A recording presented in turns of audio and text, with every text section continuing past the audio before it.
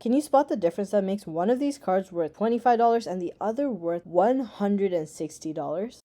That's right, it's a tiny Pokeball with the words Pokemon Center inscribed to the right. This defines a card as a Pokemon Center exclusive promo, and that is what we're going to be taking a look at today. The beginning of the Scarlet and Violet era introduced Pokemon Center exclusive promo cards to Elite Trainer boxes. When you bought a Pokemon Center ETB off of the Pokemon Center website, you would get not only the regular stamped promo card featured in regular ETBs, but you'd get 2 extra packs and a duplicate of the promo card with the Pokemon Center stamp. These cards were highly exclusive and very limited due to the fact that the Pokemon Center rarely restocked these Elite Trainer boxes after initial release, and they were not available anywhere else except for on the official Pokemon Center website. Today, these are amongst some of the most expensive promo cards in the entire Scarlet and Violet era, and many of them are finally starting to climb in value, making the cheapest Pokemon Center promo $25. So today, we're going to be taking a look from lowest to highest and checking out all of the Pokemon Center promo cards that have come out in the Scarlet and Violet era so far. Starting off with Petron from Shrouded Fable. This was a promo card that was from the most disliked set from the entirety of Scarlet and Violet. Only recently did the Pokemon Center ETBs finally come off the website. People have finally purchased it, bought them out, whatever is the case. And over the past year, we see that if we expand it out, this was a set that came out in the summer of last year. So it was going for about $14, $12 at the lowest, and has been climbing steadily ever since, and it's actually dropped down from a high of 32 down back to 26. I definitely have to say that Petron is one of the least exciting Pokemon from Scarlet and Violet. Particularly, it's featured in Prismatic Evolutions as well as in Shrouded Fable, and in neither case are these artworks necessarily shockworthy. But the fact is, this is still a Pokemon Center exclusive promo card, which is why it retains this price tag. If we see the regular Petron, it has nowhere close to this valuation. As we can see, this card goes for $1.14 in regular cases. Due to the exclusivity, the minimal supply, and the love for stamped cards, that's literally the only reason that card is so high. But it is still the cheapest amongst the PC cards, and if you are interested in getting yourselves a PC promo without having to break the bank, then Petron is not a bad choice, particularly as it is still a really great artwork on its own. Next up, we have the Teal Mask Ogerpon. Now, I think this is actually quite overlooked as a promo card. There are tons and tons of Ogerpon cards throughout the recent sets. We had 4 alternate art or SIRs in Twilight Masquerade, followed by another 4 in Prismatic Evolutions, and although I personally find those to be filler SIRs, I genuinely think that this art rare trumps all of them. One of the key reasons is this card has the special illustration rare Glimmer. Unlike the other art rares that we've seen throughout this generation, the only other promo card that I have personally found that has this shimmer is the Iono full art from the Milk Carton. This card too has risen incredibly, although I would be wary of cards that jump so extremely. The vertical jumps are definitely due to buyouts to an extent. As we see, this card was having around 2 sales. We had about 10 and then 23. Then all of a sudden at 36 sales, we had a bit of a jump over here. Not too substantial, but right here we see 32 sales and the card literally climbed. We see that the sales ranged between $25 and $55, which is definitely something to be cautious of. But at the same time, due to the fact that this is a Pokemon that has had so many SIRs, and I genuinely think this has a better art, it is definitely one that has some potential. I would definitely hang out and wait for this card to drop because I think that the card is quite inflated right now. Next up is the Iron Bundle. I definitely think this is one of the more lackluster Paradox Pokemon. In essence, Paradox Pokemon are ancient and future variants of Pokemon that exist in the anime. Delibird was made a future version through Iron Bundle, and although this does depict the Great Crater of Paldea, I don't feel like it even does justice to the mesmerizing scenery that they show off in the anime that this card doesn't really capture in any respect. This card has had a huge jump going from 29 and then jumping all the way to 36 and slowly rising, and I definitely feel this one is overvalued. Next up we have Noctowl, and this is a Gen 2 favorite. Particularly, Ash had one in shiny variant, which means that it was a different color than regular Noctowl, and they appear in very small quantities. For instance, in the games, there's often like a 0.001 or something like that percentage chance of encountering them, and it's often a big post-game sort of excitement that a lot of people try to catch a bunch of shiny variants. And then what's really fun is that we see a lot of different items and so forth in this, sort of showing Noctowl sort of hoarding. In the show, I don't remember there being a storyline like that. And then there's a pretty nice different sort of stippling artwork that's happening here, which is really unique. Don't really see that in too many Pokemon cards. And if we see the price, it's going for $44.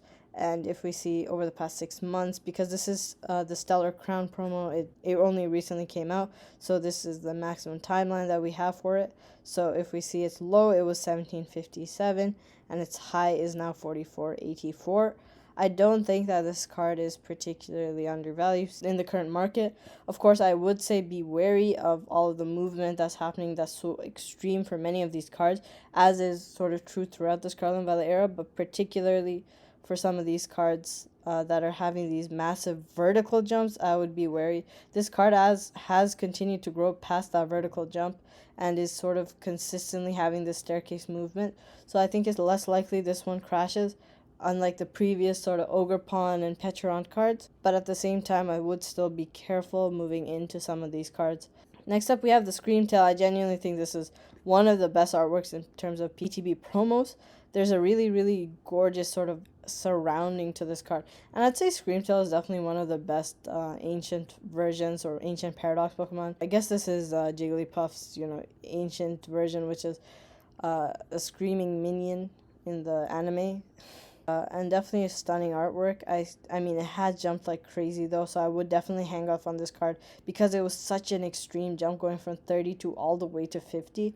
Now, I'm not saying that some of these cards weren't slept on, but the fact is that it is a really, really extreme jump for this number of we're seeing like some crazy sales happening here. Most of the sales were happening within the $10 margin, even less, and then all of a sudden we see it right here.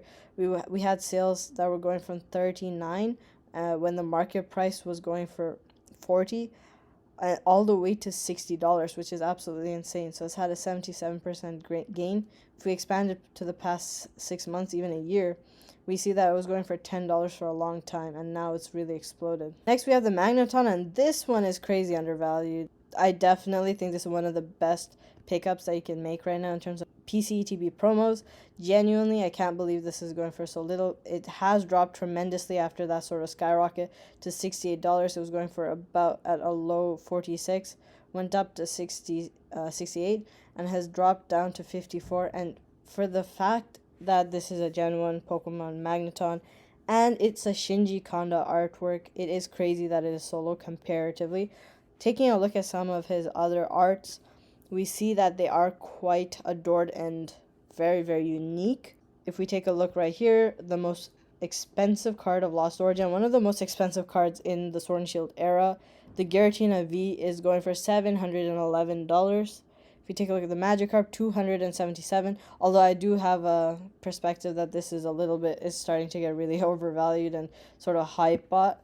If we take a look into the card though, we see that this card was actually going for $60 for a really long time. If only we could expand beyond a year, this card was actually going for 60, even less for a long period.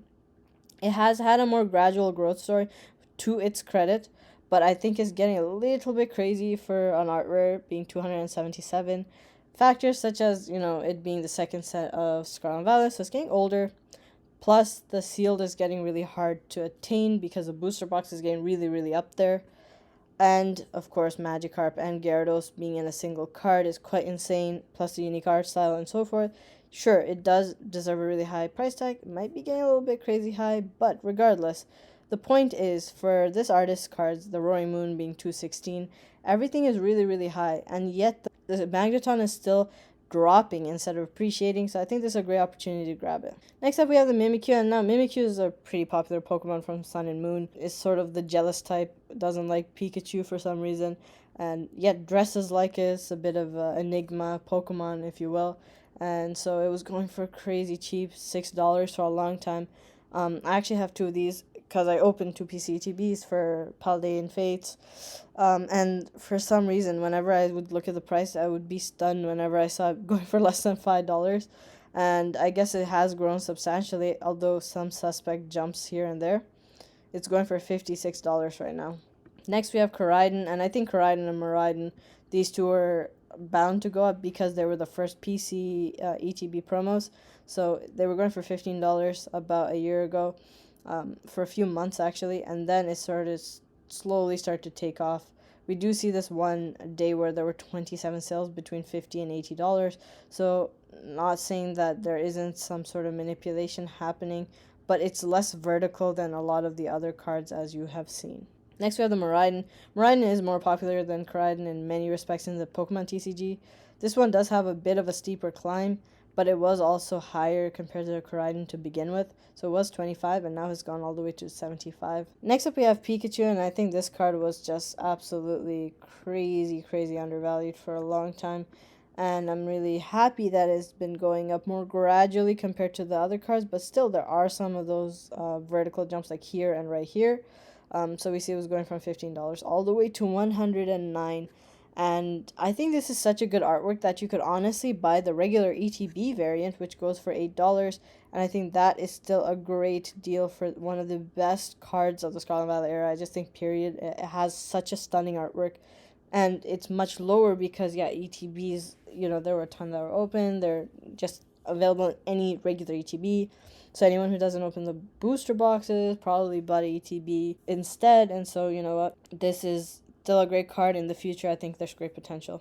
Next up, the Prismatic Evolution one. Now, this is due to a number of factors, not only, hype buying and so forth, but Prismatic is the epicenter of the storm and the craze that is happening in Pokemon. And so, naturally, it is like really crazy. Even its debut price was nuts at $104.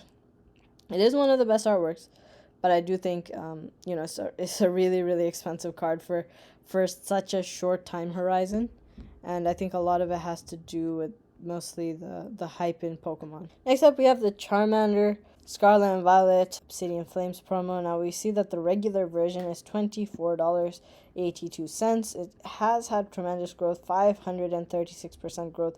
This is why I was saying that the Pikachu still has great potential if it were to follow suit as the Charmander, and I think it's equally stunning as an artwork. Then there's some great potential there, even at $10. But we see that the PC variant is at $160. Absolutely insane. The most expensive is still to come, but we see that this has had 733% growth, going from about $19 all the way to $160.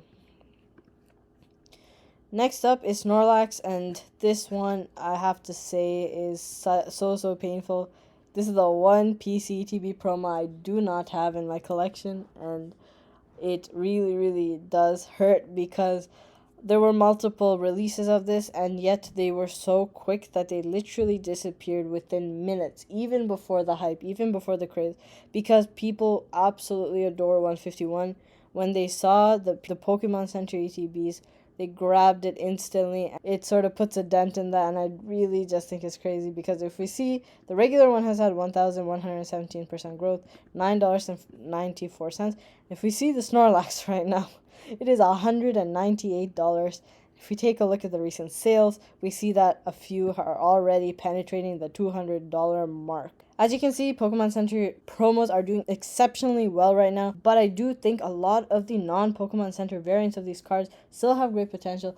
If you do love some of these artworks, I think it's still a fair value proposition for a lot of these. Apart from the Charmander, they're all pretty much around $10 or less. Cards like the Snorlax, the Pikachu, they're still fair buys. In this market, it's very hard to get illustration works as is, and I think ETBs still provide a decent opportunity to grab some really stunning artwork. We will have to see how Pokemon Center promos do overall long term. I do think they will have a certain amount of valuation even after the bubble burst, due to the fact that they have such a limited supply and there is a general love for stamped cards. Whether they will drop dramatically and to what extent is one question. For me, I believe they will rebound regardless of however much they drop. But with that being said, I hope you all enjoyed today's video. If you want to check out my video over here on undervalued illustration works that you can still get your hands on without spending crazy amounts like this $200 price tag for this Snorlax, Check it out. Hope you all have a wonderful day, and I'll catch you on the next one.